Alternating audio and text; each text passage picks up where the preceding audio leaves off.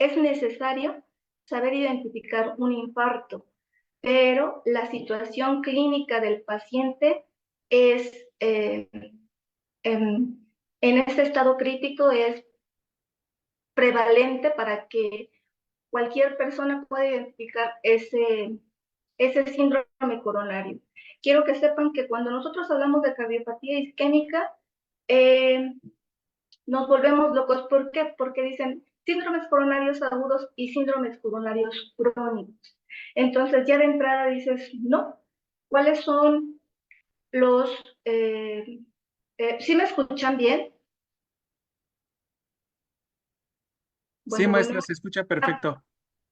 ok, entonces eh, Sí. aquí no vengo a enseñarles el electro, vengo a decirles cuáles son las características de estos pacientes y cómo es que como una red de enfermeras que somos, tengamos esa facilidad de enseñarle a nuestra comunidad, a las personas que estamos cercanas a nosotros, eh, Perdón, de decir maestra, se cuál es escucha la... ya barrido. Después de que le dije que se escuchaba muy bien, se escucha barrido, entrecortado. Sí, Me dicen Elvia, pues, que si apago la cámara, si apago sí, la Sí, cámara, sería buena idea para probar. sí, apaga tu cámara y ya en preguntas la podemos prender. es que saben, creo que mi internet está muy mal. Sí, con eso le podemos Porque no, ayudar.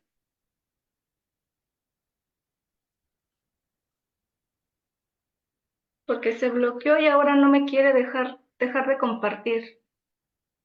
A ver, Pero no, creo que es no, el internet. No, voy a apagar su cámara, maestra, desde aquí, para con eso Sí, ayudar un me- poco. sí, ok, Listo. listo. ok. Excelente. Gracias. Bueno, no, ustedes. mm, em, la Ciudad de México y en particular el sector salud volteó a ver esta problemática a nivel, ya sea a nivel nacional y a nivel internacional, y nosotros como México, como país, no tenemos una red que sea tan sólida para tratar este tipo de eventos agudos.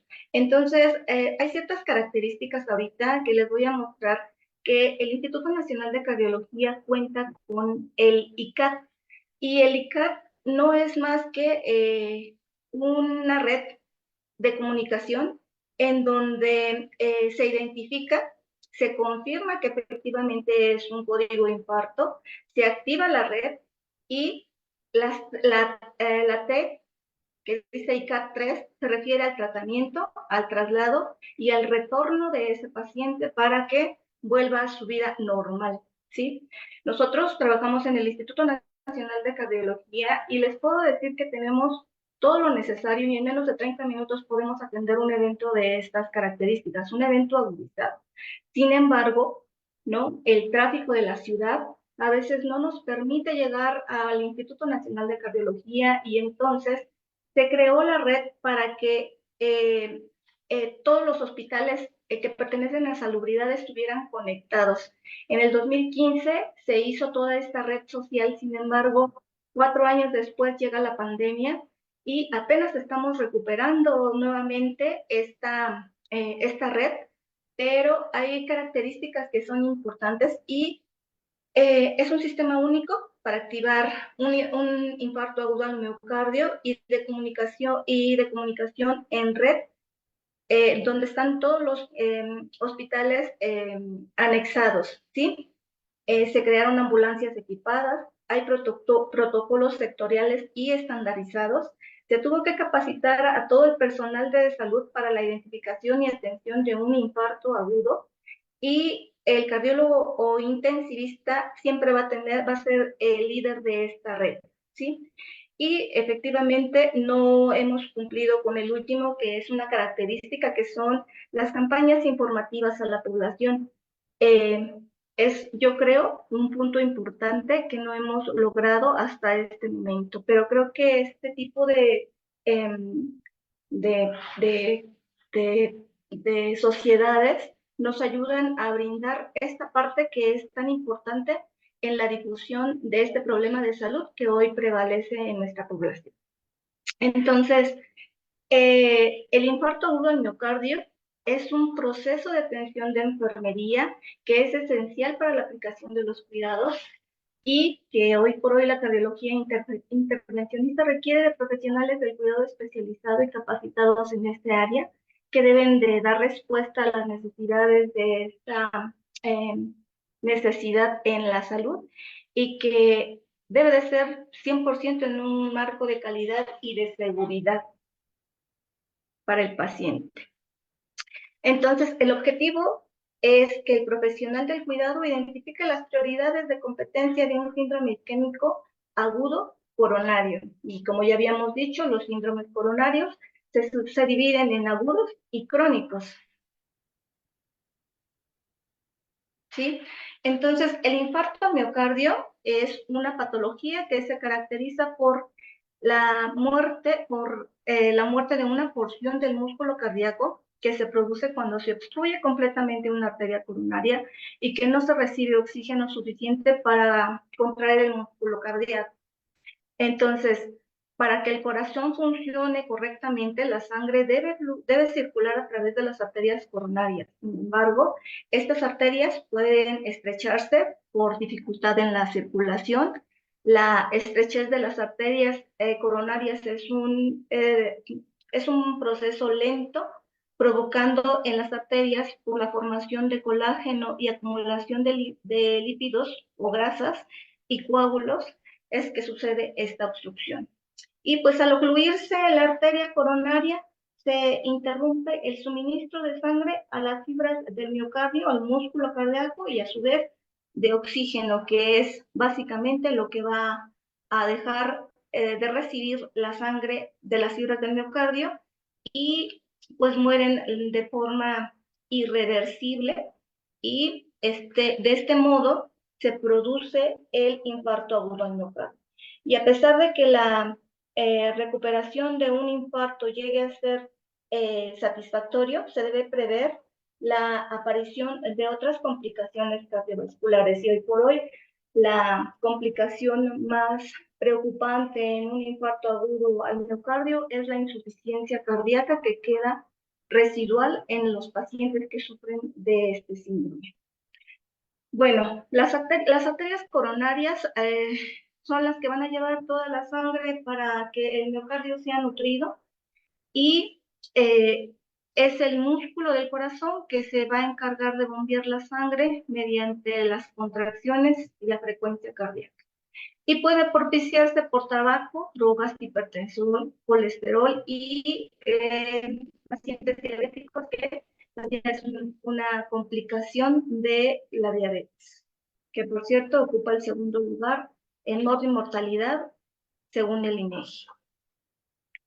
Y bueno, el 95% de los infartos ocurren porque una sustancia llamada placa de colesterol y otras sustancias que son las que se acumulan en las paredes de las arterias, determinan el momento en el cual esa placa de colesterol se rompe y empieza esta cascada de la coagulación, en donde lo identifica como un trombo y a su vez empieza la agregación plaquetaria para formar un tapón y ocluir esa lesión endotelial en la cual está lesionando este tejido, esta capa, la íntima de la arteria coronaria, y bloquea prácticamente la luz del vaso.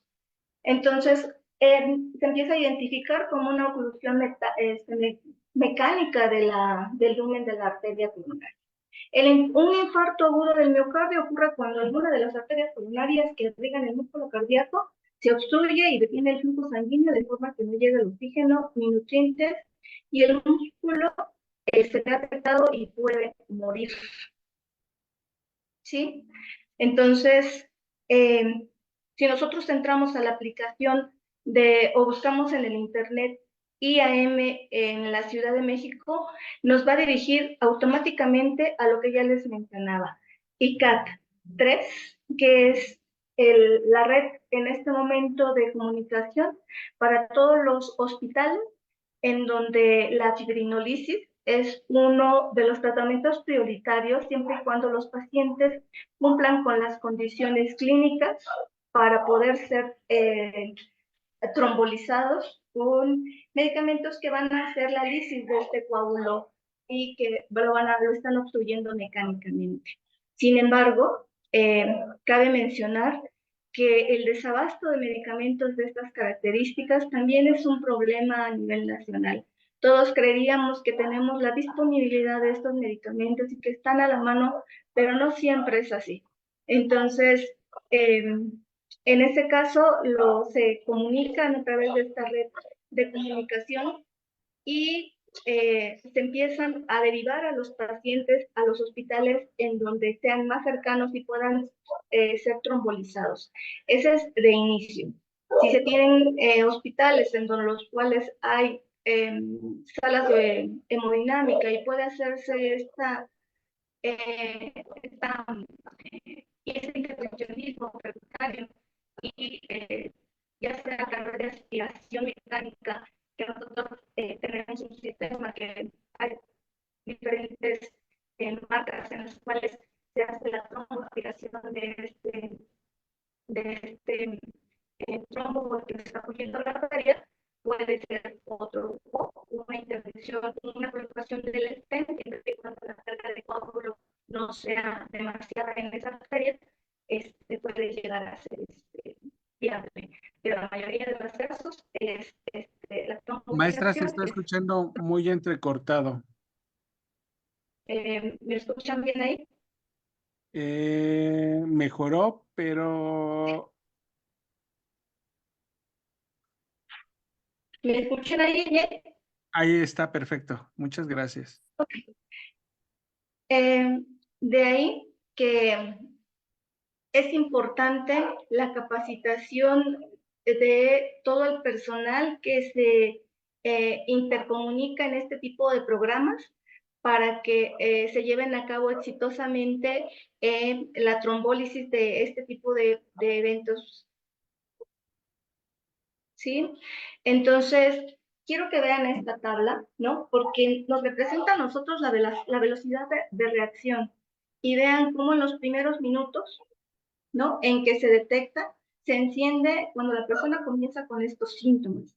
En la primera hora, si se realiza una perfusión y se administra un trombolítico, como ya les había dicho, entonces, en esta primera hora se va a lograr que el porcentaje de músculo se pueda salvar, siempre y cuando la arteria se abra dentro de esta primera hora. Y siempre hablamos de estos 30 minutos que son valiosísimos y que en esos 30 minutos se empieza a contar desde que llega a la puerta hasta que se le coloca un stent o se hace la tromboaspiración o se hace la trombólisis in situ para la degradación de este trombo que está ocluyendo la arteria. Las primeras 2 horas, si se realiza una perfusión o se administran anticoagulantes antes de las 2 horas, todavía se puede salvar la mayoría de la parte de los tejidos que están sufriendo porque no tienen flujo y no están recibiendo el oxígeno adecuado. A las 6 horas la curva baja drásticamente y posiblemente se podrá salvar solamente o al menos el 50% de ese tejido.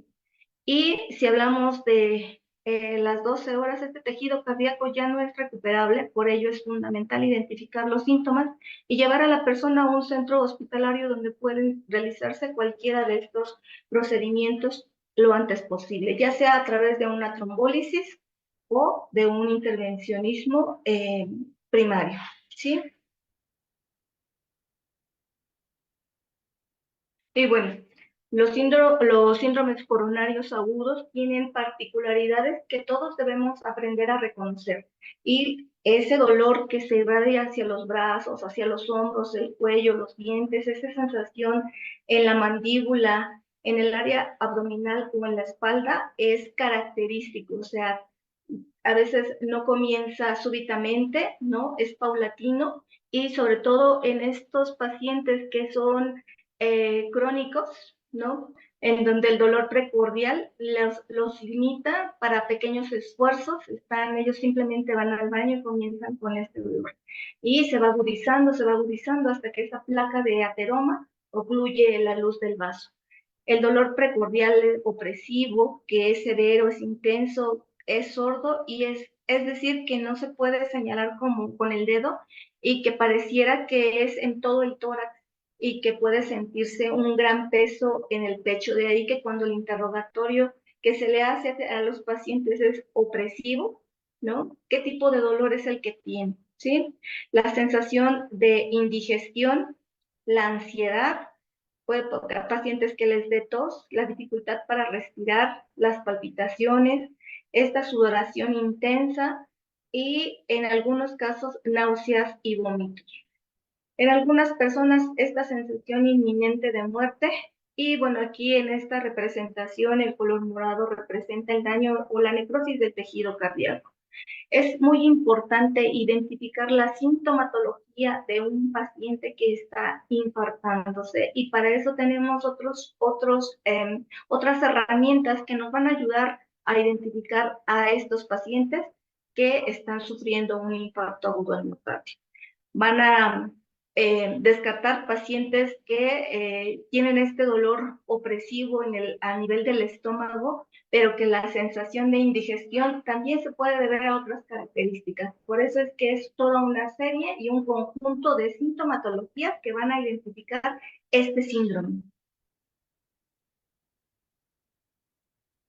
Y bueno, esto es importante porque en el 2015, ¿no? Se realizaron toda esta logística para incluir a todos los hospitales del sector salud para que todos tuvieran el abasto necesario para los medicamentos trombolíticos. Se les dio capacitación al personal para que pudieran manipularlos, prepararlos, administrarlos y tener el conocimiento necesario para identificar complicaciones en la trombólisis. Cuando sí y cuando no eran candidatos a la administración de un trombolítico si es que no se tenía a poco o a poca distancia un centro que tuviera un laboratorio de hemodinámica o un hospital que tuviera una sala de hemodinámica. Entonces, como les decía, la valoración de los signos y síntomas y la toma de un electrocardiograma, así como la toma de biomarcadores, son los determinantes para este tipo de síndromes coronarios agudos. La toma de biomarcadores no siempre van a ser, antes eran determinantes para decir que un infarto agudo al miocardio estaba siendo en ese momento agudizado. Hoy por hoy no lo es todo, ¿sí? Entonces quiero que vean la gráfica y cómo un complejo, el ST, ¿no? Es normal cuando hay una isquemia, la onda T es alta o está invertida en el caso del infarto. Cuando el segmento ST puede estar deprimido, es angina. Y cuando hay lesión, el ST estará elevado con una onda T que puede estar también invertida dependiendo eh, de las derivaciones de las caras del corazón en donde se estén reflejando. El infarto agudo puede tener una onda Q anormal, el ST puede estar elevado y la onda T puede estar invertida. El infarto puede ser desconocido, o sea, que la evolución de ese infarto puede no ser en este momento, sino que puede ser un infarto ya crónico con una onda Q anormal. El ST pueden volverse normales en algunos casos. ¿Sí? Y bueno, aquí está lo que yo les hablaba sobre los marcadores, ¿no? Que la especificidad ahora ya se ha modificado porque la mioglobina, como verán, se eleva de la primera a la segunda hora y puede tener una duración de hasta 24 horas, ¿no? En el caso del CPK, que no tiene una especificidad que nos indique que ese infarto está siendo un infarto en evolución, pues se eleva de 4 a 8 horas y puede tener una duración en sangre de 36 a 48 horas. ¿Sí? El CPK está presente o se va elevando entre las 3 a las 4 horas y puede tener una prevalencia hasta de 96 horas en sangre.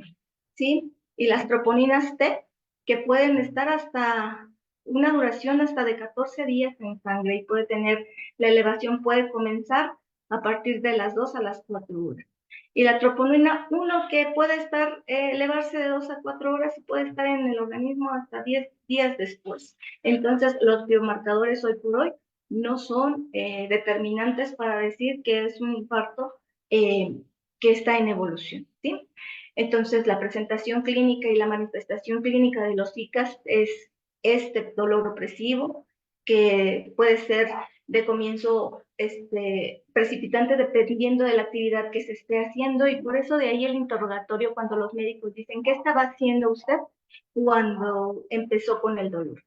¿A qué nivel se localiza? ¿Hacia dónde se irradia? ¿Qué intensidad? ¿Qué constancia? ¿Qué duración?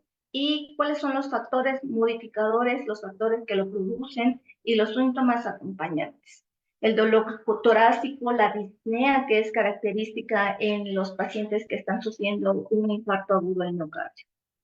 Y bueno, es importante que dentro del diagnóstico, el análisis del electrocardiograma, la morfología, el ascenso del ST, la morfología, la depresión, los cambios recíprocos del ST, la morfología de la onda T, y puede haber bloqueos. Si de por sí la elevación del ST ya nos está marcando que es un bloqueo, que necesita de mayor energía para poder conducir la energía para poder contraer ese miocardio, ya nos está hablando de un bloqueo. Bueno, también hay un bloqueo en el tiempo de respuesta eléctrica en este tipo de pacientes. Por eso es que de ahí este tipo de bloqueos a través de las ramas, que es lo más distal que con lo que está luchando el sistema eléctrico del corazón. Y bueno, el círculo torácico nos va a permitir captar la morfología correspondiente a las estructuras que no pueden explorarse dentro del electrocardiograma convencional, que se refiere a lo que es la parte del ventrículo derecho y la región dorsal y posterior del ventrículo izquierdo.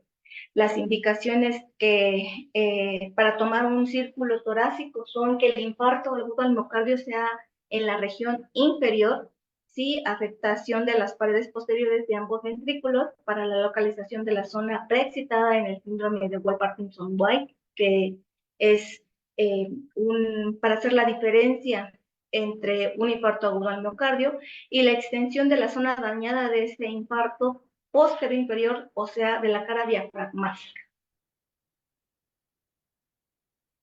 Y bueno, volvemos a lo mismo, la intención no es enseñarles electrocardiograma, sino más bien ver cuáles son los cambios en el electro que nos van a mostrar si es isquemia, si es una lesión, si es una necrosis, ¿no? Y dependiendo de las caras que se van a ver en el electrocardiograma de 12 derivaciones que se les toma a este tipo de pacientes.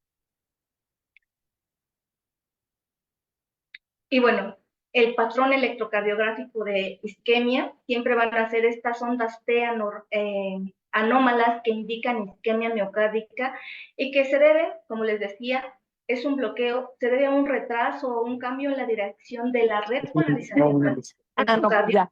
Bueno, nada más tiene ¿ya te cambiaste la cama? ¿Sí? La zona que primero se afecta es el endocardio, debido a que presenta menor aporte sanguíneo y posteriormente al epicardio. Y el patrón electrocardiográfico de la isquemia subendocárdica se produce en un retraso de la repolarización de las células cardíacas subendocárdicas, y esta repolarización avanza en la dirección normal desde el epicardio hasta el endocardio, pero se retrasa al alcanzar la zona subendocárdica, lo que se traduce en isquemia. Entonces, en la parte superior van a ver cómo es normal, pero en la parte inferior de este esquema van a ver cómo la isquemia subendocárdica eleva esta onda T en una zona picuda y más elevada, ¿sí? El patrón electrocardiográfico de isquemia subendocárdica se produce por un retraso en la repolarización de subendocárdica, y la repolarización comienza en el endocardio y avanza hacia el epicardio haciéndose este bloqueo al alcanzar al área isquémica, subepicárdica y se caracteriza por este intervalo QT alargado y con una onda T negativa, simétrica y muy profunda, como podrán ver en la parte inferior de la imagen. ¿Sí?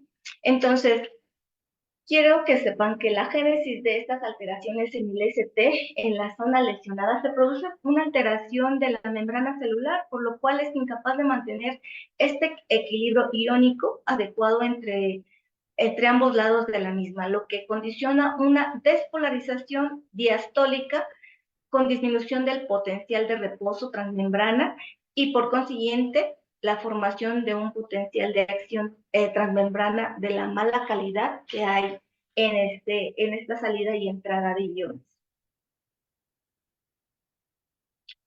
La génesis de esta alteración del ST, si recordamos que el electrocardiograma clínico se expresa como una suma de todos estos patrones del subendocardio y del subepicardio, perdón, y del subendocardio, la suma de todas estas zonas lesionadas en la región van a provocar esta elevación o el descenso del ST.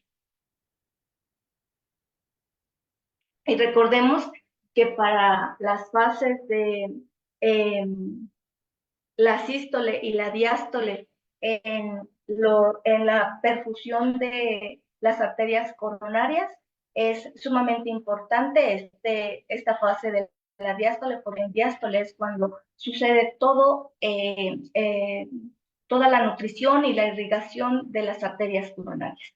Entonces, en condiciones normales, durante el periodo que separa la despolarización de la repolarización, no hay actividad eléctrica. Cuando se produce una lesión, la despolarización no es completa en la zona lesionada, por lo que esta queda con cargas positivas, mientras que el resto del miocardio está totalmente despolarizado, por lo tanto tiene cargas negativas. Esto produce una diferencia de potencial entre las zonas lesionadas, que son las cargas positivas, y sanas, ¿no? Que pueden presentarse con un vector que apunta a la zona cargada. Si la lesión es subendocárdica, se registra un supradesnivel del ST. Si la lesión es subendocárdica, se va a registrar un infradesnivel del ST. ¿Cómo se vuelve esa música, no? Y bueno, para un patrón de electrocardiográfico en donde hay una lesión, los segmentos del ST son anómalos e indican lesión miocárdica, pero pueden estar elevados, ¿no? en la lesión subendocárdica y descendidos en una lesión subendocárdica.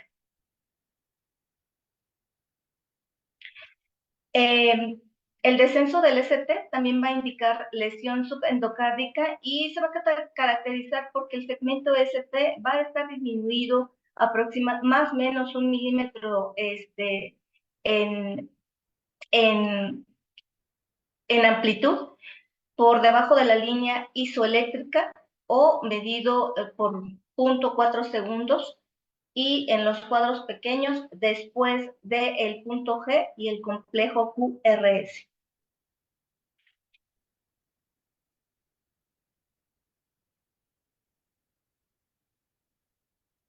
Sí, quisiera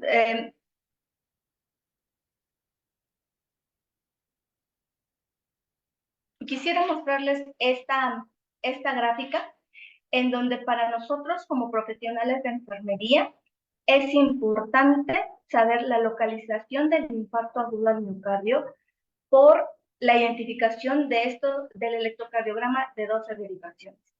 Si nosotros tenemos elevaciones del ST en la cara lateral, ¿no?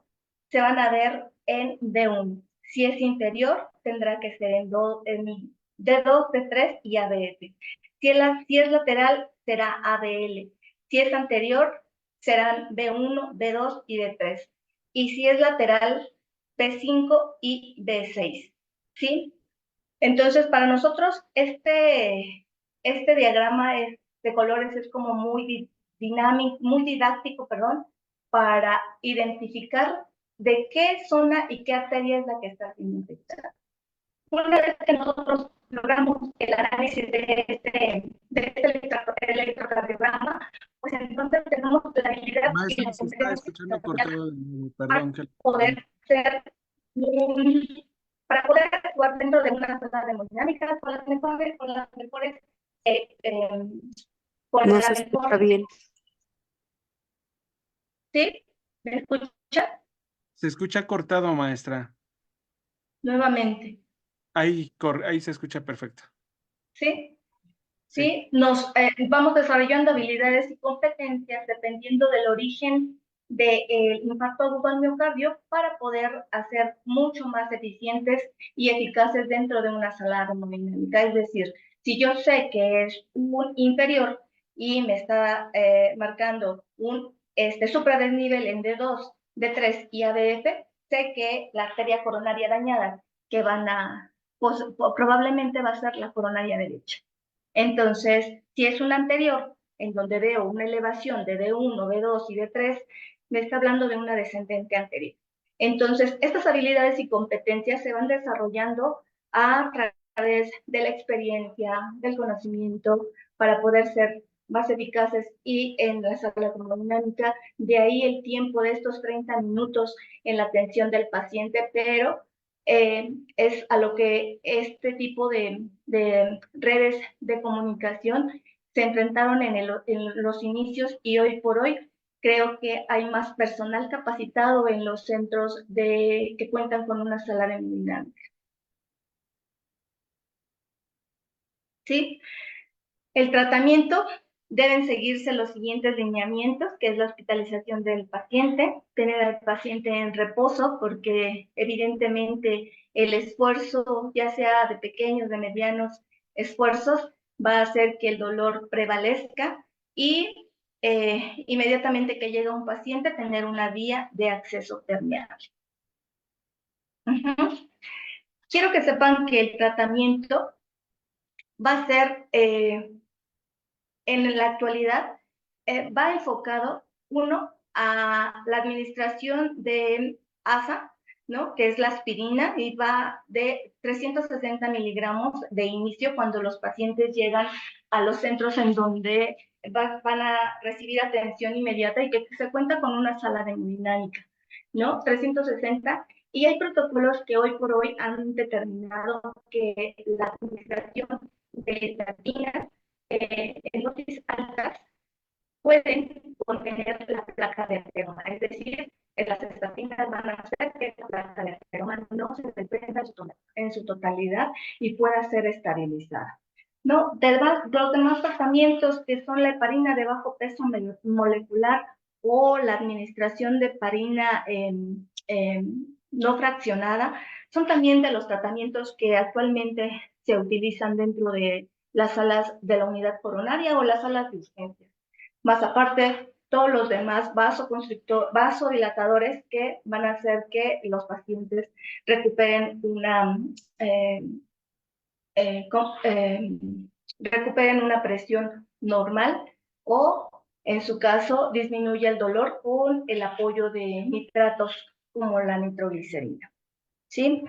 Los betabloqueadores, que también son importantes para mejorar, como ya decíamos, esta diástole, y que en diástole, para perfundir las arterias coronarias, sean, ¿no?, mejor contracción para que el gasto cardíaco que se tiene dentro de en este corazón aturdido sea de mejor calidad y aunque sea disminuido en frecuencia, pero sí que sea en su totalidad con mejor contracción. Sí, este es el video que hace ratito quería pasarles. No quisiera yo volver a que la presentación se pare. Sí, está bien, porque ya me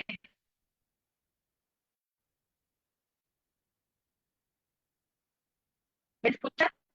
Sí, se está escuchando. Sí, se está Se escucha, la escuchamos cada maestra. Ok, esto es a lo que yo me refería cuando les decía que nuestro sistema de salud en este momento no la disponibilidad para la atención de un infarto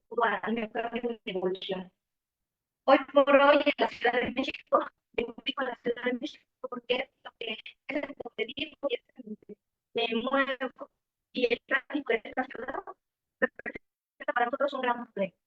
De ahí la importancia de tener ambulancias equipadas, ¿no? De respetar nosotros Está distorsionándose su voz, maestra, no se escucha. ¿Sí? ¿Me escuchan ahí? Ahí, perfecto. ¿Me Mejoró. escuchan? Sí. ¿Sí?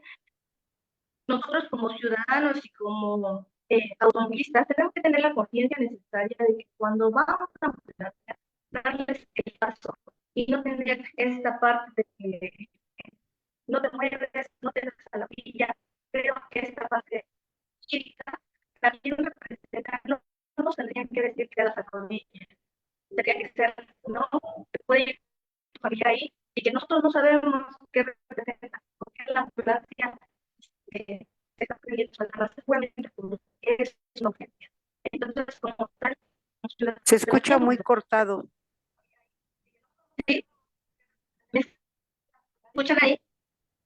Ahí te escuchamos, pero sí te escuchamos, pero cuando empieza a correr el video, ya te entrecortas tú. Porque creo que es porque el video está muy cargado. Sí, Sí, es que creo que sí, eso limita un poco la dinámica de comunicación. Pero el video va en ese sentido, en el que todavía no contamos con esta red de eficiencia en donde podemos tener la certeza de que nuestro paciente va a ser atendido a los veíamos esta línea de tiempo en la cual es sumamente importante que los primeros 60 minutos de la gestión de ese paciente representa mayor cantidad de recuperación de ese músculo craniano. Nosotros nos vamos a Nada, y no se escucha nada.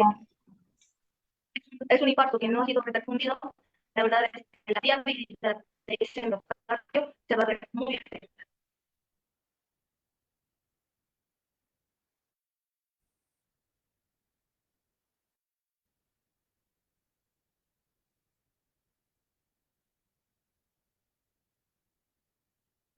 Sí, creo que es mejor que no lo pase porque creo que se está retrasando como mucho el video.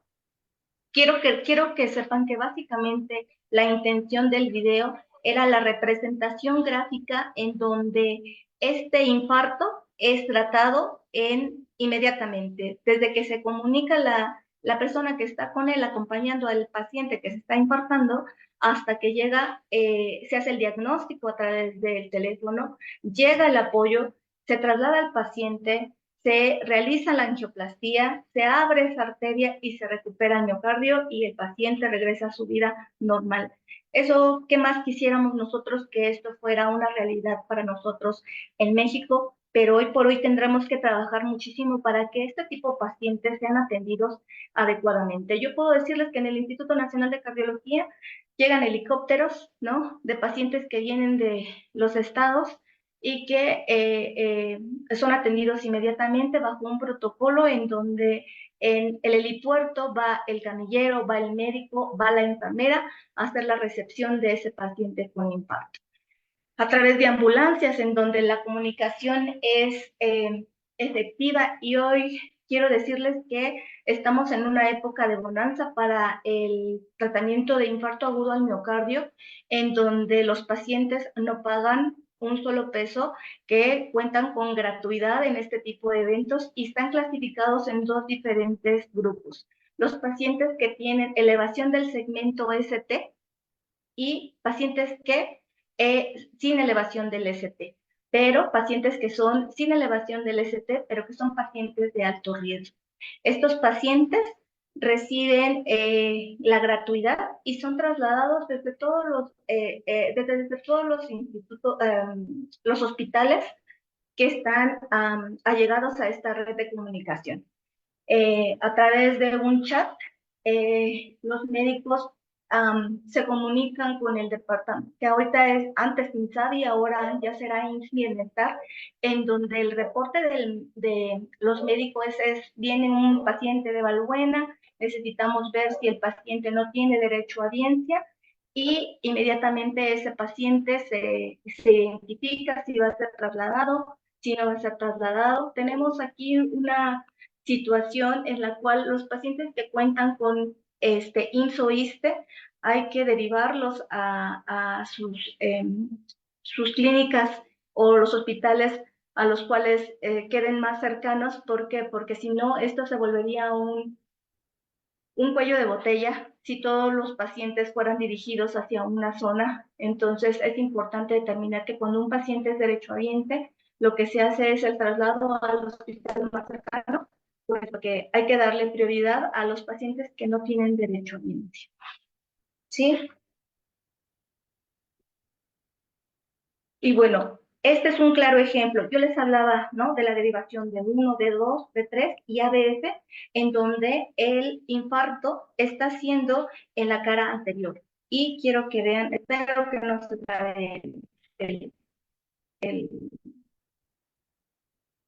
video, para que vean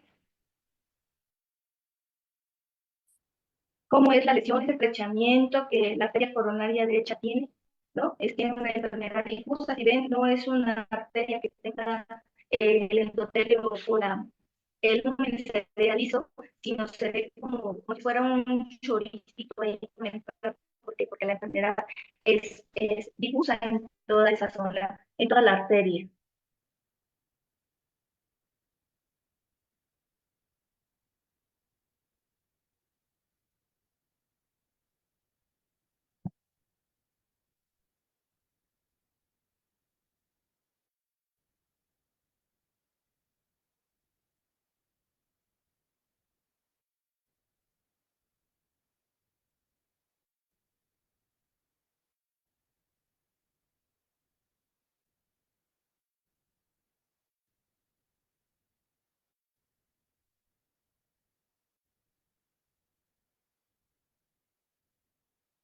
Sí, van a ver esta cantidad de enfermedad que representa esta arteria coronaria derecha. Perdón, les dije cara anterior y es cara inferior.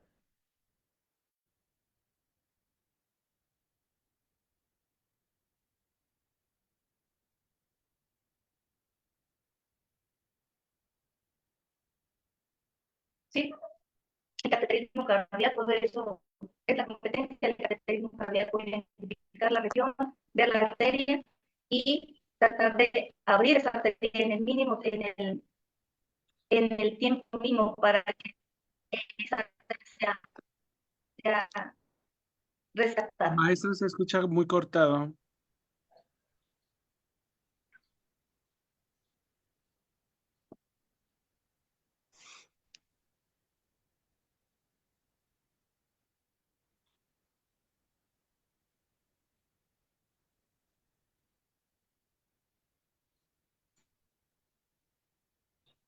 Quiero que sepan que al día de hoy los cateterismos se hacían a través de vía femoral porque teníamos catéteres que eran de un perfil mucho más alto. El día de hoy por hoy, el 80% de los cateterismos agudos, ¿no?, infartos agudos al miocardio, se hacen a través de vía radial con dispositivos que tienen un perfil muy bajo, en el cual estos pacientes son abordados a través de la vía radial, tienen mejor movilidad este tipo de pacientes. Hay pacientes que son ambulatorios y permanecen solo 8 horas, dependiendo también del infarto, de la extensión del infarto, de la situación clínica del paciente. Pueden estos pacientes cursar solamente 8 horas, los pacientes ambulatorios, pero que son como muy bien estudiados, y si hay alguna complicación en este tipo de pacientes, los pacientes quedan hospitalizados por lo menos 24 horas hasta ver su condición clínica que sea mejorada. Pero es importante mencionar que los pacientes deben de tener por lo menos 4 horas de ayuno, ¿no? Tener un control glicémico, ¿no? El aseo general, la verdad es que creo que está por demás, porque un evento de estas características agudizado no te va a permitir ir y tomarte un bañito y después salir campante para poder ir a que te abran una arteria. ¿sí? Quiero que también sepan que los pacientes que son diabéticos tienen un riesgo importante porque la nefropatía inducida por medio de contraste es uno de los riesgos que es importante en la atención de los pacientes. De ahí la hidratación del paciente, de tener una vía adecuada con un calibre adecuado en una zona que libere la radial derecha. Los angiógrafos están diseñados para personas diestras, por eso es que nosotros pedimos que los pacientes estén canalizados en el miembro superior derecho, precisamente por eso, porque van a trabajar de primera instancia del lado derecho, si no es posible se llegan al lado izquierdo, pero es por el diseño de estas máquinas de rayos X que están diseñadas de esta manera, por eso es que nosotros pedimos que estén canalizados, ¿no? Los medios de contraste se eliminan a través de vía renal en un 98% y a través del 2% a través de vía vicariantes. Hoy por hoy los medios de contraste ya son no iónicos, antes eran medios de contraste iónicos que representaban tenían alta osmolaridad, tenían cantidades enormes de sodio, lo que hacía que la repolarización de una arteria, en la conducción eléctrica, perdón, la repolarización fuera deficiente y había pausas y bloqueos hasta totales o bradicardias importantes. Y el reflejo vagal que nosotros pedíamos a estos pacientes era que cogiera el paciente para que liberara todo ese medio de contraste acumulado en esa arteria coronaria y que se liberara a través de incrementar la presión intratorácica y que la arteria se diera en esa necesidad de liberar el medio de contraste a través de que tosiera el paciente.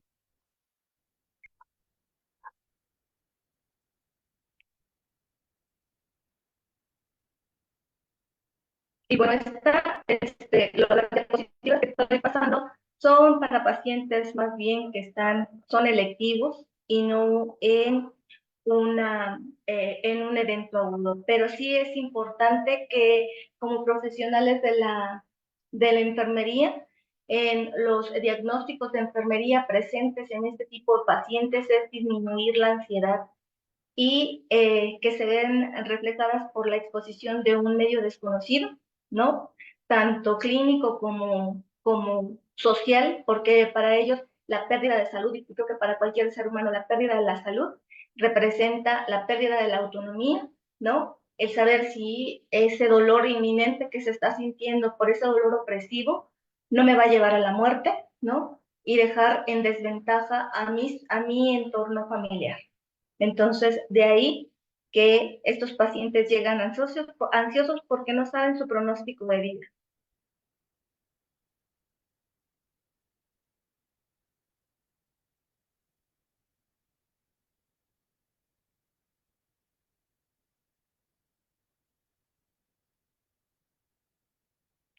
Dentro de las salas de hemodinámica, nosotros tenemos una monitorización continua del paciente en donde eléctricamente podemos ver cualquier cambio, aunque tengamos una derivación, no precisamente focalizando el lado del infarto, pero sí tener en consideración el ritmo, la frecuencia, así como la presión arterial invasiva, que va a representar para nosotros un parámetro que va a determinar nuestro actuar durante todo el intervencionismo coronario.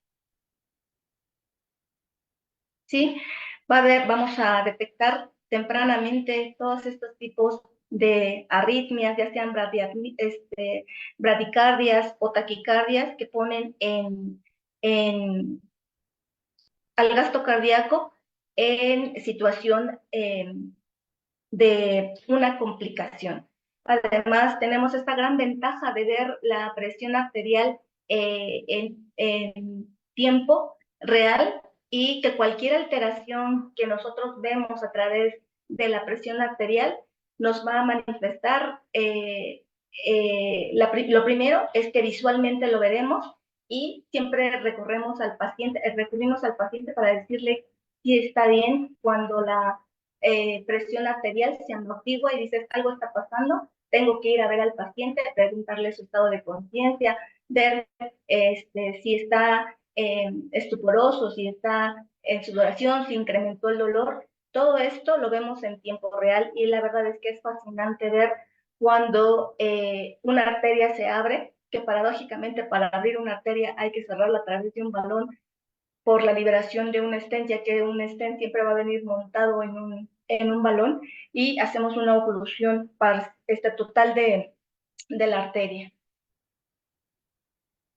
Estas son las proyecciones angiográficas en las cuales nosotros por protocolos se realizan para poder visualizar la anatomía, ¿no?, de esa arteria y ver desde todos los ángulos la oclusión de esa arteria y hacer el análisis de la misma.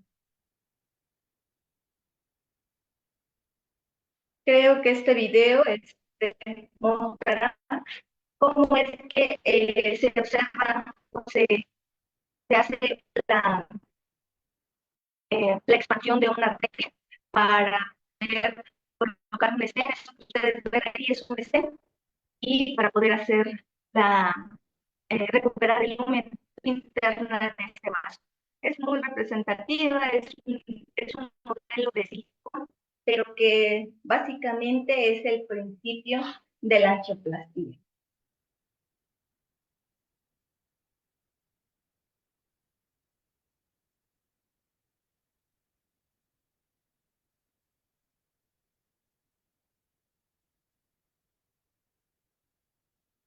Y bueno, este es un caso clínico de un paciente masculino de 55 años de edad con antecedentes de tabaquismo, hipertensión arterial sistémica, dislipidemia mixta. Su padecimiento actual es dolor precordial típico en reposo a las 4 de la mañana, presenta náuseas, vómito, diaforesis y disnea, y acude al Instituto Nacional de Cardiología. Afortunadamente tiene las posibilidades de, ¿no? Entonces, como verán, si analizamos el electrocardiograma en B1, B2, ¿sí?, B3, hay perdónenme, en B1, en D3, ¿no?, hay una elevación del supradesnivel. En D2 hay una elevación del supradesnivel y hasta hay un bloqueo, ¿sí?, en este electrocardiograma, ¿sí? Y vean, quiero que vean espero que corra. Ay, sí, está corriendo. Vean el grado de estenosis que esta arteria coronaria derecha está teniendo. O sea, desde el óseo, ¿no?, es una parte muy pequeñita, y toda la parte media y distal de la coronaria derecha está ocurrida. Son enfermedades que son crónicas, pero que se vuelven agudizadas al momento de la ruptura de la. Como verán, no es una arteria sana, sino es una arteria que tiene enfermedad difusa en toda su estructura, en todo su cuerpo.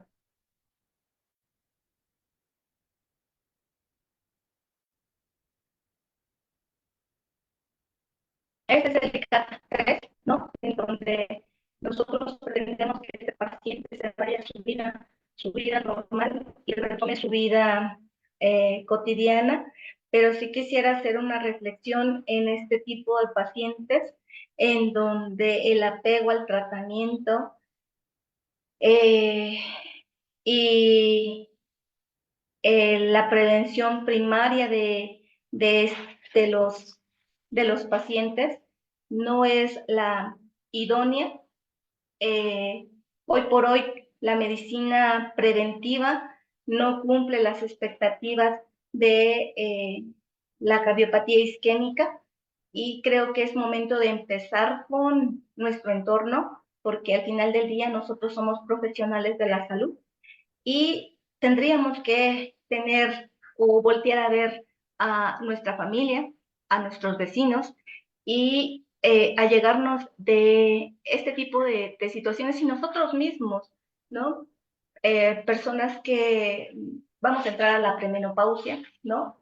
y que no tenemos como tal un tratamiento para la inducción de la premenopausia. Creo y considero que esta parte que, siendo profesionales de salud, tenemos que tener la conciencia de que al Estado le cuesta muchísimo, muchísimo dinero dar la atención de un tercer y cuarto nivel de atención y que sale muy caro. Quien está en una sala de hemodinámica sabrá que los STEM tienen un costo alrededor de 30,000 y si tiene un STEM medicado, ¿no? Dependiendo de sus características, es sus características físicas y del tipo de polímero que tiene ese STEM, es carísimo. Hay cuentas, ¿no? Porque se ven los precios de este tipo de insumos en donde son cientos de pesos los que se invierten en la cardiopatía isquémica. Considero que no hay país que aguante este tipo de gastos, ¿no? Antes eran gastos de bolsillo. He visto la evolución en el tratamiento de la cardiopatía isquémica, en donde antes el paciente, ¿no? Juntaba su dinero para poder ser tratado a través de un intervencionismo coronario percutáneo, en donde si juntaba 30,000 pesos dependía de qué tipo de stent se le iba a colocar a ese paciente, evidentemente del tipo de lesión y de enfermedad coronaria que tuviera, pero hoy por hoy, de verdad, estamos en época de bonanza. La cardiopatía isquémica se trata, pero es un tratamiento paliativo. Si nosotros no modificamos nuestros hábitos higiénicos, dietéticos y de ejercicio, la verdad es que seguirá regresando ese paciente, a lo mejor no con un evento agudo, pero sí con una restenosis intra-stem, porque para que el organismo no desconozca ese metal que está ahorita ya implantado en una arteria coronaria, va a tener que tomar antiagregantes plaquetarios, tal vez durante 6 meses, tal vez durante un año. No lo sabemos porque este protocolo para los pacientes no está bien definido, sin embargo, depende de cada centro que el protocolo que van a seguir con estos tratamientos de antiagregantes plaquetarios dependerá de si sí o no continuará y qué tiempo continuará con estos antiagregantes plaquetarios. Entonces, con eso cierro mi presentación y estoy para responder alguna duda. Gracias. Un excelente tema, maestra. Yo creo que nos pone a reflexionar independientemente en la institución en donde laboremos. Yo creo que como personal de salud debemos de estar preparados por lo que pueda surgir tanto en las escuelas, en nuestras unidades laborales, en nuestra casa, en la calle. No sé si hay alguna pregunta, Angie, desde Facebook. Bueno, felicitaciones en Facebook y muchísimas gracias, maestra, porque nos ilustras perfectamente lo que es ahora el código infarto y efectivamente en tu experiencia, como bien lo dijiste, años atrás tenían que juntar cierto dinero, ¿no? Para poder tratarse. El día de hoy, bien lo has dicho, está en la gratuidad. ¿Cómo crees tú que ha mejorado este transcurso o este tiempo y cómo ves tú la evolución de los pacientes? Siendo muy honesta. Creo que hemos caído, y lo digo con toda la prudencia necesaria para decirles que es excelente el sistema de salud para este tipo de enfermedades que hoy por hoy ocupan el primer lugar, no nada más a nivel nacional, sino a nivel mundial. No podemos quejarnos de este presupuesto que se le está dando a este problema de salud. Sin embargo, creo y considero que nuestra idiosincrasia nos ha llevado a que si es gratuito, es de fácil acceso y entonces tendrán que atenderme. No todo, no en su mayoría, pero sí considero que esta parte, viéndolo desde, no siendo como en este aspecto como profesional de la salud, y viendo años posteriores en donde de verdad las personas vendían sus vaquitas, vendían sus terrenos para poder tener acceso y juntar sus 60,000, sus 90,000 pesos para poder hacerle un intervencionismo, ya sea la coronaria derecha, ya sea la descendente anterior, y se les hacía un presupuesto a estos pacientes. Hoy por hoy entran los pacientes y se les da todo el tratamiento, se les da su acelerante paquetario para que vengan por sus medicamentos, porque aparte el instituto tiene una farmacia gratuita, quiero que lo sepan. Entonces, se les da su tratamiento y llegan los pacientes, ¿no? Con este desapego, con un trombo importante en toda la coronaria derecha o la descendente anterior, y de verdad, ¿no? Son de ese tipo de pacientes que deberían de decirles, no les vamos a dar la gratuidad, sin embargo, no depende de mí, ¿no? Pero el apego al tratamiento, por esta facilidad, ¿no? De dárselos gratuitamente, no creo que sea lo recomendable. Creo que tenemos que abocarnos a la salud, a lo primario, para que trabajemos y no estemos invirtiendo tanto en este tipo porque podría ser, el otro día estaba escuchando una entrevista en donde solamente se destina el 3% del Producto Interno Bruto del país para salud, cuando nosotros deberíamos invertir el 6% del Producto Interno Bruto para la salud. Entonces estamos en un 50%, y yo te puedo decir hoy por hoy que estos tipos de pacientes están siendo privilegiados. Sin embargo, creo que no nos alcanza, ¿no? ¿Por qué? Porque no estamos tratando de fondo el problema, lo estamos subsanando. Correcto. Es correcto, y luego lo vemos que al tercer mes o antes de un año llegan con reestenosis de los estén. Así es. Muchas gracias. ¿No? ¿De qué? ¿Hay alguna otra situación, Angie, o le cedemos la palabra a Carmen Salgado, que levantó la mano? No, no por el momento. Gracias, Bernardo. Ok, adelante, Carmen. Gracias, buenas tardes, maestra. Una pregunta. Yo trabajo en un hospital de gineco y nosotros tenemos protocolos para el manejo de hemorragia obstétrica y preeclampsia. Para código infarto, ¿existe una caja igual y qué medicamentos o qué material debe de contener? Gracias. No sé si con esto te responda a tu pregunta, pero sí tenemos protocolos, ¿no? De los pacientes que llegan dentro del tiempo necesario, que son los 30 minutos, 1 hora, para hacerles una angioplastia primaria. El protocolo es aspirina, ¿no? 360 miligramos, y su estatina, 300 miligramos. No sé si eso te refiere, pero previo a todo esto, el paciente se le da vía oral esto y después pasa a hemodinámica. Evidentemente se le prepara físicamente, se toma una vía, una vía de grueso calibre del lado izquierdo, y pasa inmediatamente. Se le rasura la ingle derecha para, por si no se tiene acceso a través de vía radial, pero es solamente el protocolo. No sé si a eso te refieres.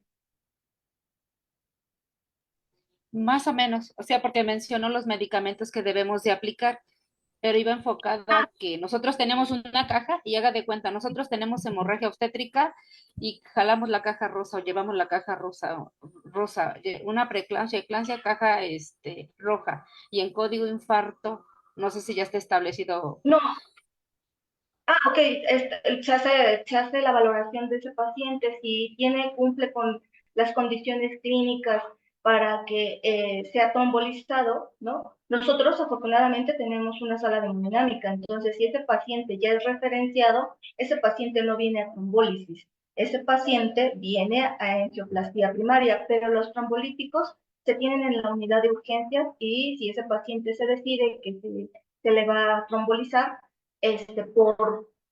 podemos tener situaciones de que no tenemos sala en ese momento, que están ocupadas todas las salas y que vamos a tardar más de 30 minutos en desocupar una sala, se toma la decisión y dices cuál es el riesgo-beneficio de ese paciente. Entonces lo trombolizas o te esperas a que se desocupe una sala de hemodinámica. Por eso es que los pacientes llegan a trombolizarse, pero no tenemos como tal una caja. Los trombolíticos están a la mano y solamente se hace la valoración clínica de ese paciente para ver si cumple con las condiciones necesarias para ser trombolizado. Ok, gracias. No de qué. Pati Juárez, ¿qué nos dicen desde Zoom? En Zoom hay 2 preguntas y sobre todo felicitaciones y nos dicen que excelente tema. Delfina Reyes pregunta, ¿los pacientes que cuentan con ISSSTE a dónde los refieren? Se refieren a sus clínicas. Hay un chat en el cual todos estos hospitales que están en la red, el chat se llama Insabi, pero en realidad hay trabajo social, el grupo que maneja Está bien. ¿Sí? ¿Me escuchan? Sí, claro. Sí. Este chat dice si este paciente es derechohabiente y está en una fase aguda, entonces hay que buscarle el que le quede más cerca. Evidentemente, si llega un paciente que tiene una clasificación que es derechohabiente, se le atiende, pero no es la condición. Si es un evento agudizado, uno no se detiene en ese sentido. Pero si es un traslado, claro que sí, podemos tener esa apertura para decir, ok, refiérelo a, por esta cuestión de que seríamos un cuello de botella si atendiéramos a todos los pacientes y no los referimos a sus clínicas o a sus hospitales. Entonces, si hay la posibilidad, si tienen el insumo, si tienen una sala de hemodinámica, hay que descentralizar del Instituto Nacional de Cardiología este tipo de pacientes porque tienen y cuentan con seguridad social. Gracias. Alma Adriana Juárez pregunta, ¿cómo se administra la enoxaparina vía dilución? Vía dilución. Hay protocolos en el instituto en donde la enoxaparina se aplica subcutáneamente o intravenosa. Recordemos que las heparinas de bajo peso molecular, su duración o su vida media es de 4 a 6 horas. Entonces, nosotros no administramos enoxaparina en dilución. Si van a aplicar enoxaparina, se hace a través de vía subcutánea o intravenosa, si es indicación médica, pero no, la heparina no se utiliza así en dilución. Al menos en el instituto no es así. Y habrá condiciones clínicas que no permitan que un paciente tenga heparinas de bajo peso molecular y en ese caso se hace una heparina no fraccionada, que es ahora sí es una infusión, y son 25.000 unidades en 250 mililitros de solución, ya sea glucosada o fisiológica. Entonces se hace la dilución y se calcula por peso la infusión de la heparina. Ok, gracias. Jessica nos comenta a su plática que es la importancia del código infarto en las unidades hospitalarias, la identificación precisa de los primeros síntomas de infarto agudo al miocardio para dar una atención específica y prioritaria y sobre todo transferir a los pacientes a una unidad especializada y salvar vidas.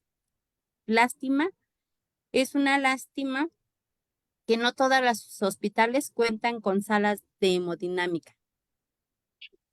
Sí, eso es una realidad y también tenemos que hablar del recurso profesional, el capital humano capacitado también para atender una sala de hemodinámica. Nosotros podemos hablar muy normal, desde que llega 30 minutos, el tiempo, puerta estén, podemos hablar de eso, pero Angelina no me dejará mentir en ese sentido, en donde la capacitación del personal de enfermería que está en una sala de hemodinámica es prioritario. Es decir, tendremos que desarrollar habilidades y competencias en base al conocimiento. Y esto va a dar una atención eficaz, eficiente, y que el personal médico que rota por estas salas de hemodinámica y que son los intervencionistas, lo que necesitan es ese recurso humano, que tú estés un paso adelante reconociendo cuáles son sus necesidades en base a tu experiencia. Y creo que hoy por hoy enfermería llega a un nivel de especialización por la práctica mucho más rápido que un médico que está haciendo una especialidad. Entonces, somos esta parte que enseña, ¿no? Que contiene y que prioriza. Creo que hoy por hoy ese es nuestro talón de Aquiles en las salas de hemodinámica. Hay centros que tienen salas de hemodinámica, pero no tienen personal capacitado para atender una sala de hemodinámica, y eso es una limitante. Entonces, tenemos elefantes blancos que no están siendo utilizados en su totalidad para el beneficio y para lo que fueron creados, básicamente. Muchas gracias. No tengo más comentarios. Hay una pregunta que acabo de ver aquí en el chat, en donde dice que si se ha visto el incremento de infartos después de la pandemia de COVID-19. Ok. Sí, pero no creo que haya sido parte de la pandemia, ¿no? Una consecuencia de la pandemia, sí. ¿Por qué? Porque hubo este sedentarismo, encerrarnos, y de por sí somos sedentarios. Creo que el COVID vino a encerrarnos más, aparte de que son complicaciones cardíacas que también dejó el COVID, pero no tienen que ver con esta enfermedad coronaria por colesterol, ¿no? Tienen que ver con arritmias, ¿no? Yo soy una de ellas, ¿no? Disautonomía posterior al COVID, pero lo que tiene que ver es con la situación eléctrica del corazón, pero creo que lo que nos vino a perjudicar después del COVID, post pandemia, fue este sedentarismo que se aumentó mucho más, ¿no? Y esta parte de encerrarnos, ¿no? Y no acudir al médico, o sea, se vino a complicar más la cardiopatía, pero no necesariamente que se haya agudizado. Creo que en 10 años no hemos mejorado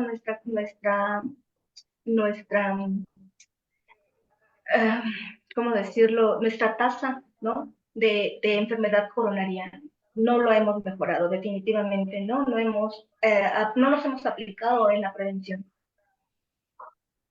Hay Yo otra tengo una- pregunta.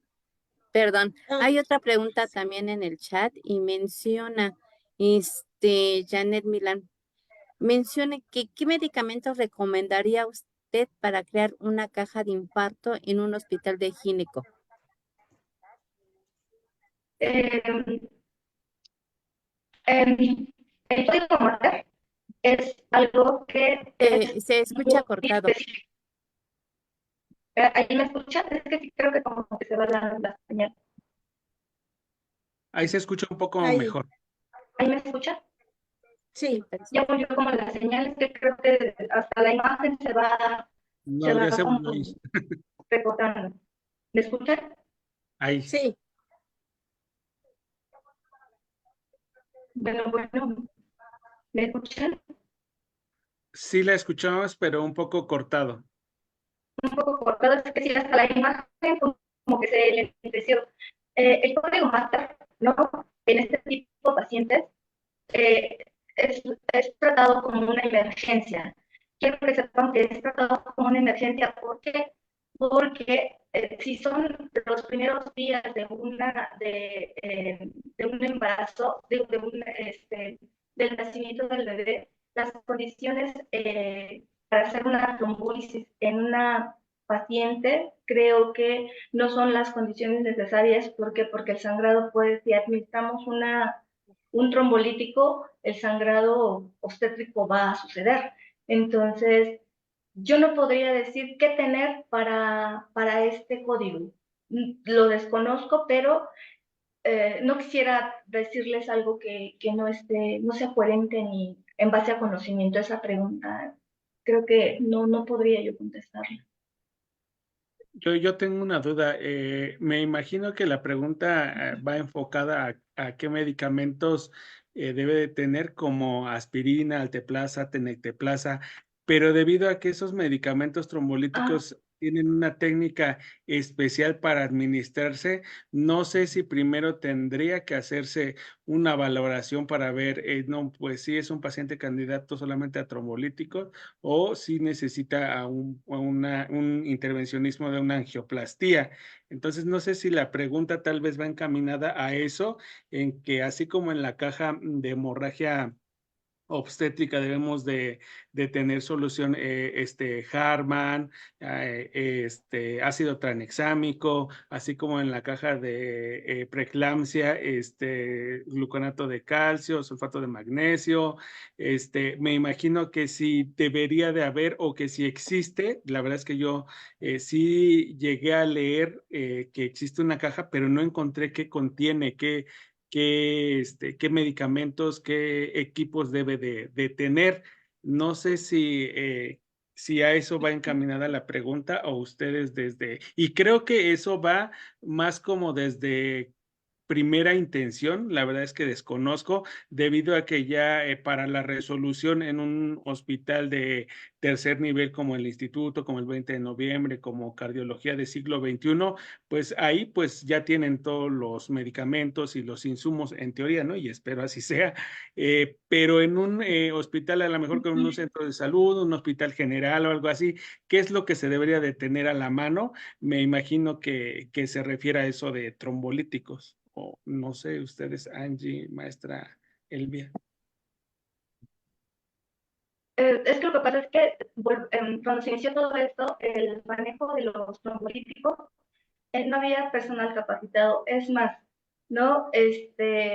Cuando llega el personal de nuevo ingreso, nosotros tendremos que estar al pendiente hasta para cuando preparan este medicamento. ¿Por qué? Porque lo que nosotros necesitamos es que el personal esté capacitado. A lo mejor para nosotros es como muy sencillo, vienen dos diluyentes, en uno viene el polvo, en otro viene la solución, tiene un aditamento en donde es una bayoneta, ¿no? En donde solamente se invierten los frascos para que el líquido pase hacia el polvo y después de ahí lo ponemos en una solución de 250. Para nosotros es como muy común.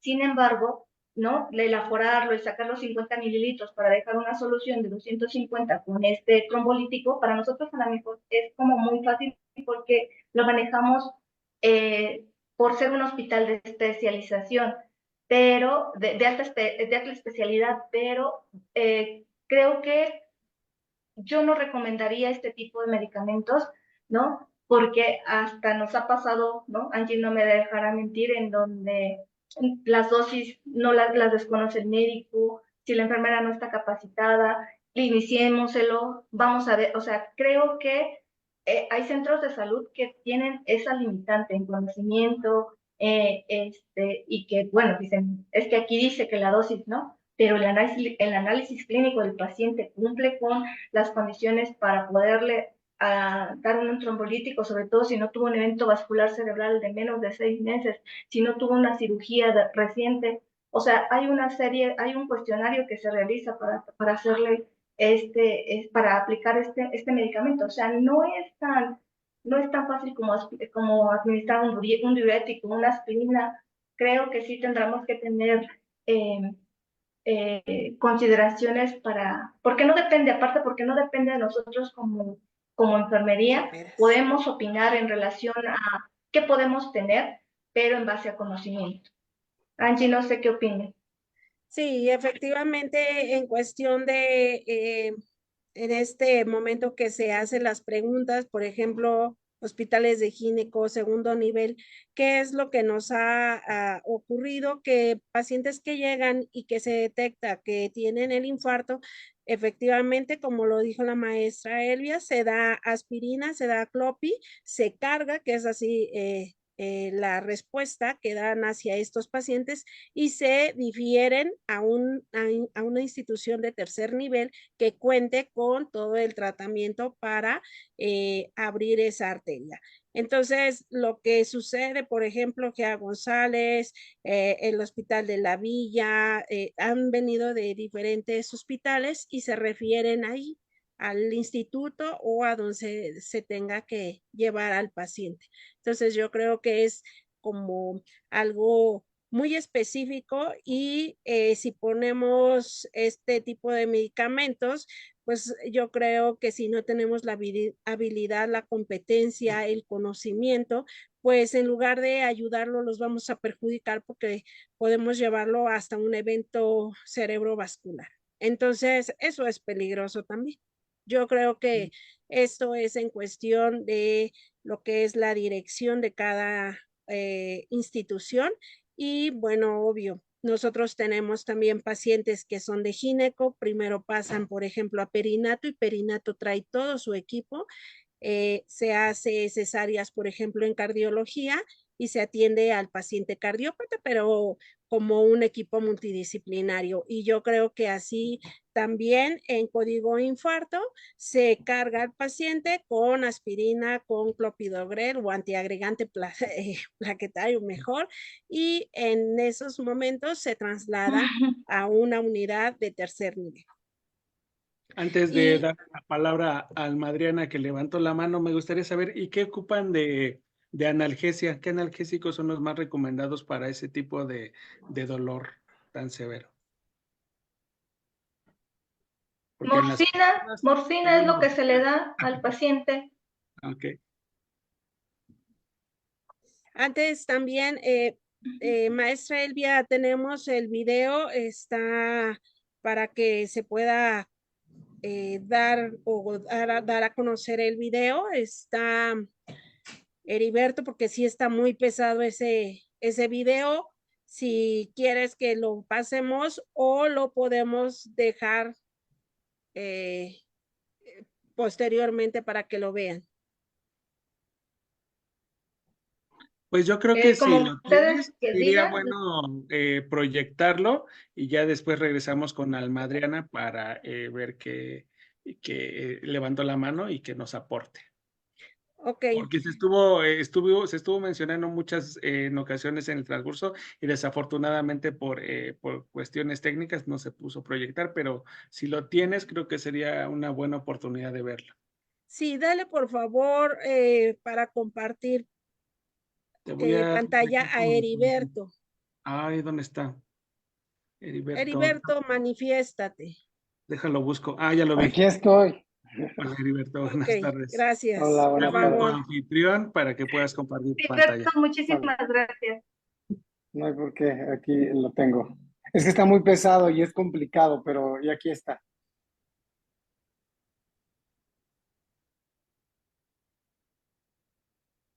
Ya estoy compartiendo pantalla. No, todavía no. No, todavía Ok. no. Yo no lo veo. No sé si ustedes lo estén viendo, pero yo no lo veo. No. No, todavía no. Si quieres, mientras, Adriana, coméntanos. Gracias. Yo trabajo en un centro de cirugía ambulatoria. En el cuarto piso están los quirófanos y en tercero y segundo piso hay médicos especialistas dando consulta. En esta unidad sí se implementó la cajita de código infarto que compañeras lo habían mencionado y dentro de esas los medicamentos que se mencionan está efectivamente la enoxaparina, el ácido acetil salicílico, ahí también estatina y el clopidogrel. Clopidogrel. Ajá. También antes había nitroglicerina, pero en esas situaciones que se caducó el medicamento ya no nos lo resurtieron. Entonces, el proceso o el procedimiento que se seguía es que si llegaba un paciente con la probabilidad de infarto, se subía al cuarto piso, lo instalábamos y mientras nosotros le estábamos dando la atención primaria de canalizar vena, de ministrar medicamentos, claro, con apoyo y dirección de los médicos anestesiólogos o de los médicos internistas que dan consulta en la consulta externa, el personal administrativo hacía el enlace con el hospital para que se traslade al paciente a su hospital que le corresponda. Mandaban la ambulancia y ya se trasladaba el paciente a su hospital de tercer nivel. Así era el procedimiento, pero pues lamentablemente se caducó la nitroglicerina y ya no nos lo resurtieron, entonces está incompleta esa cajita. Ok, muchísimas gracias por su aportación. Adelante, Heriberto, pues darle play. ¿Ya estoy conectado? Ok. Cuando hayas terminado, necesito que limpies esa zona.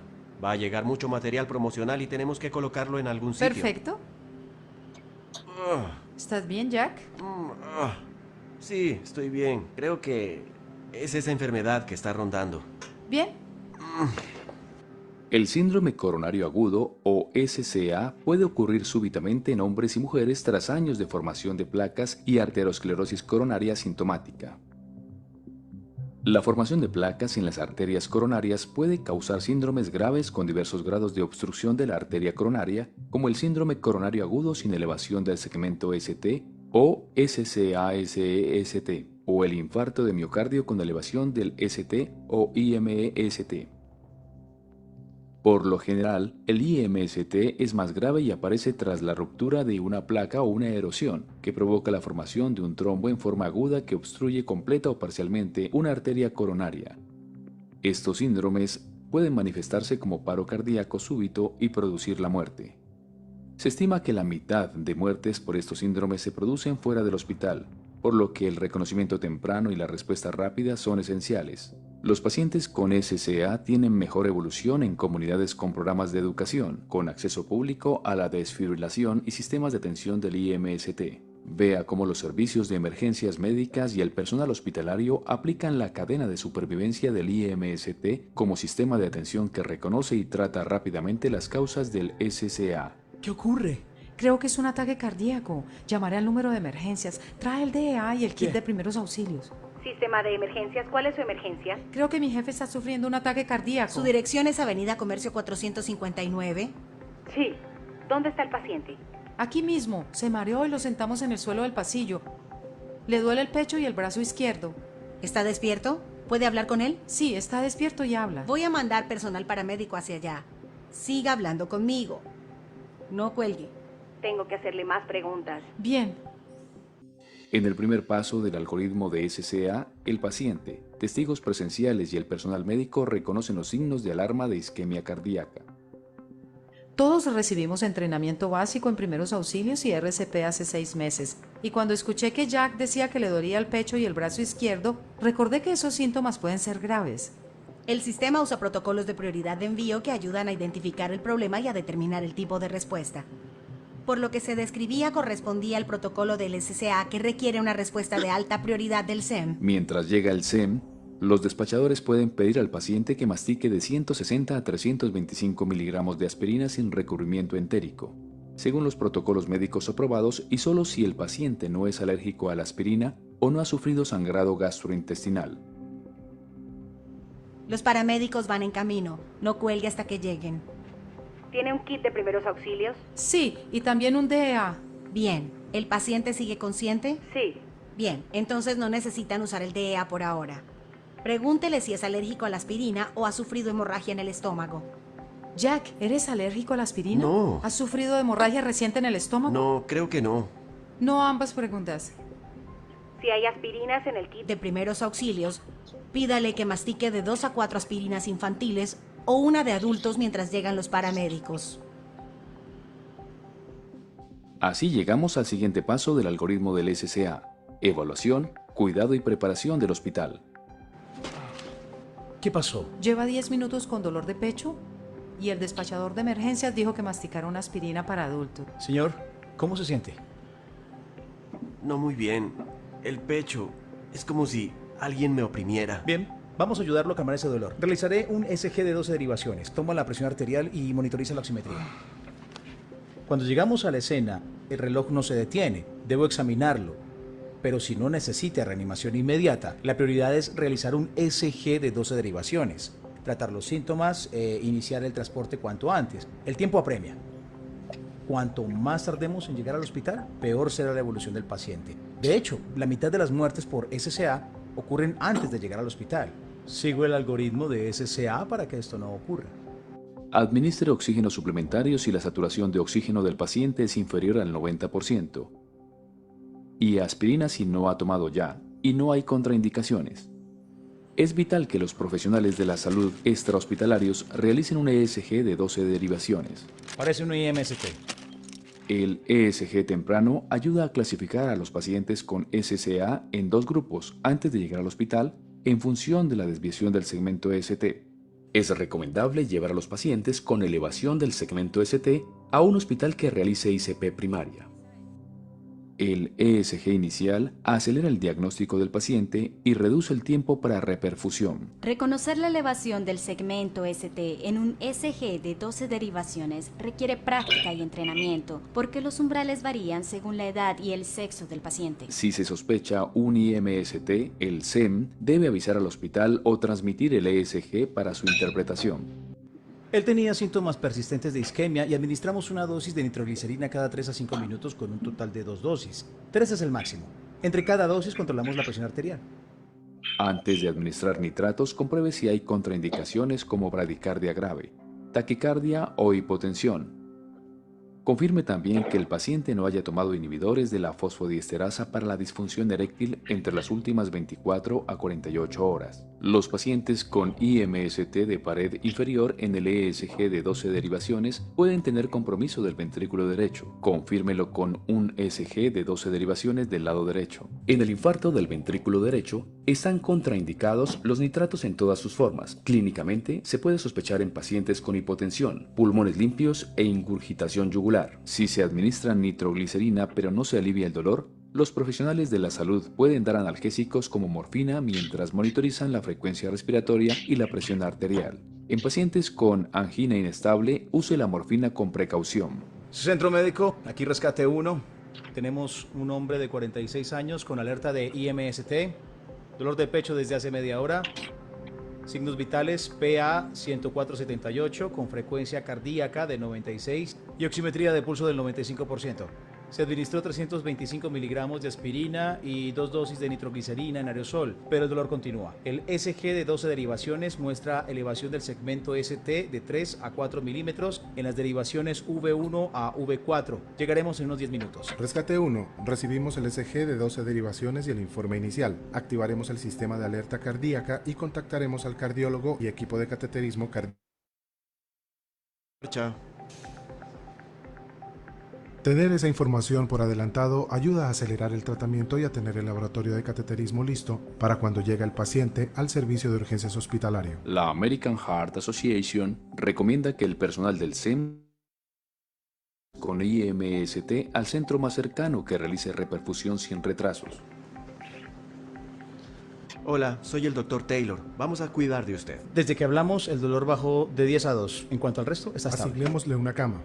Los estudios muestran que las evaluaciones en el servicio de urgencias requieren el 33% del tiempo total desde el inicio de los síntomas al tratamiento. Hay que estar listos para evitar retrasos cuando llegue el personal médico.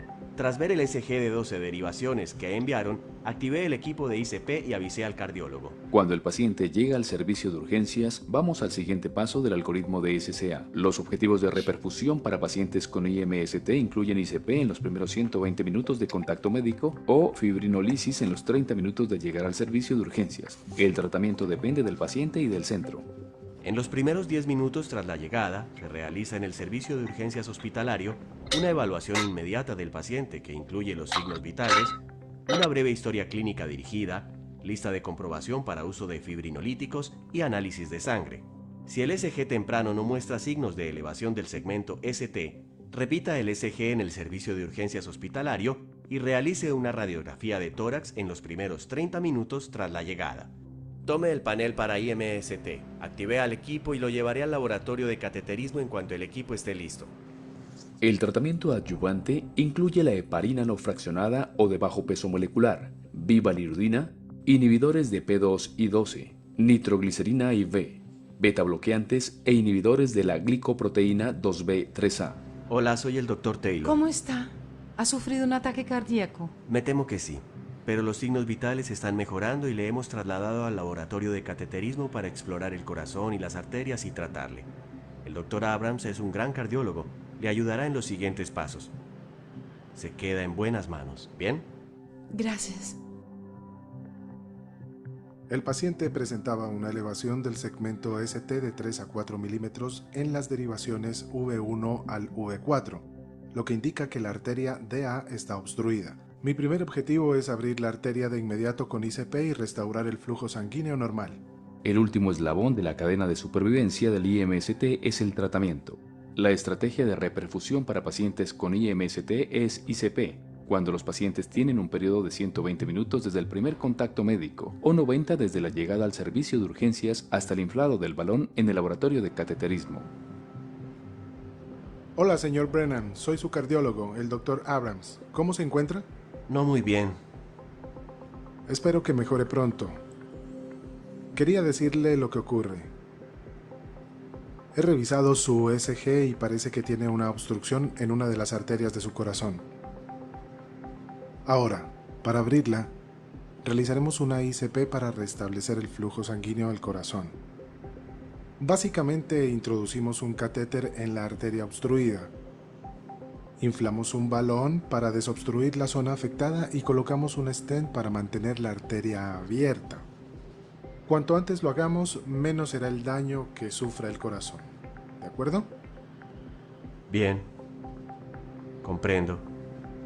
Estoy listo. Bien. Veremos qué podemos hacer para que mejore. Muy bien. En la ICP se abre la arteria bloqueada con un pequeño globo y se introduce un stent o resorte metálico para mantener el flujo sanguíneo al corazón. Al decidir entre esta estrategia de reperfusión y el tratamiento fibrinolítico, el personal del hospital debe tener en cuenta diversos factores. Los estudios demuestran que el retraso del tratamiento aumenta la mortalidad en ambos grupos, con independencia de la estrategia de reperfusión, pero era más pronunciado entre los pacientes a los que se les administró drogas fibrinolíticas. En estos casos, cuanto más tiempo pase, más músculo se pierde. Cuanto mejor se coordinen los CEM y centros médicos y más rápido administren el tratamiento, más músculo cardíaco y pacientes podrán salvarse. El paciente evolucionó muy bien, pero no hubiera sido así si no se hubiera seguido cada eslabón de la cadena. Todas las piezas encajan a la perfección, y todo comenzó con una llamada de un compañero de trabajo. El operador telefónico administró aspirina antes de nuestra llegada. Llegamos a tiempo, identificamos el IMST y le trasladamos rápidamente al hospital, donde estaban preparados para la ICP. Gracias a eso, hoy ha vuelto a trabajar.